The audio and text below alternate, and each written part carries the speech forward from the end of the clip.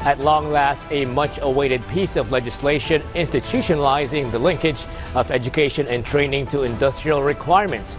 Hence, it was an auspicious moment in the People's Palace as the President, led by key members of the legislature and its men and women in the cabinet, in inking the Republic Act 1203, or the Enterprise-Based Education Training Framework Act, earlier today, as Bien Manalo lays out in this report.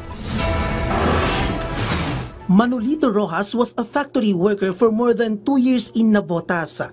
But due to lung disease and wanting a better take-home pay, he quit his job. Then Manolito enrolled in TESDA for skills training on refrigeration and air conditioning servicing, or DOMRAC. Malaking tulong po kasi katulad ko po na hindi po talaga ako nakatapos sa school grad lang. Pagka natapos ko po to, pwede pong mag-increase yung trabaho ko, gagaan, tapos lalaki pa po yung sweldo ko. Nagpapasalamat po ako sa government na tinatag nilang batas na to dahil malaking tulong po to sa mga katulad ko na karamihan na hindi po nakatapos pero may pagkakataon na maging isa silang skilled worker. Good news for people like Manolito because President Ferdinand R. Marcos Jr. signed the Enterprise-Based Education and Training, or EBET Framework Act today. Proof of government's dedication and contribution together with the private sectors in strengthening technical vocational education and enterprise-based training programs.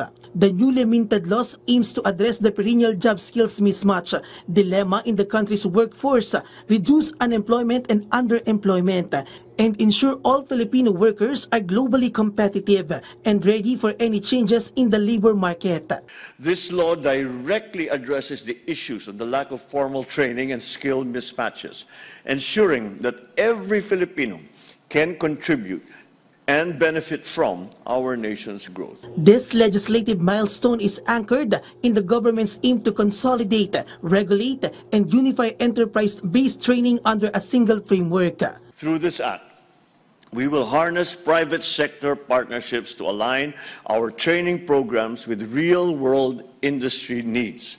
According to Senate President Francis Escudero, the country's labor market or workforce pool cannot remain stagnant in any time because of rapid changes in the labor market.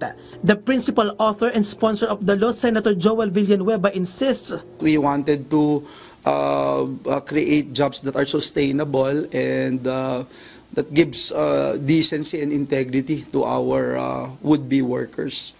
Through EBET Framework Act, the relationship between the private sectors and the government will be stronger in providing trainings to workers who have the ability to adapt to global needs and build a brighter future for all Filipinos.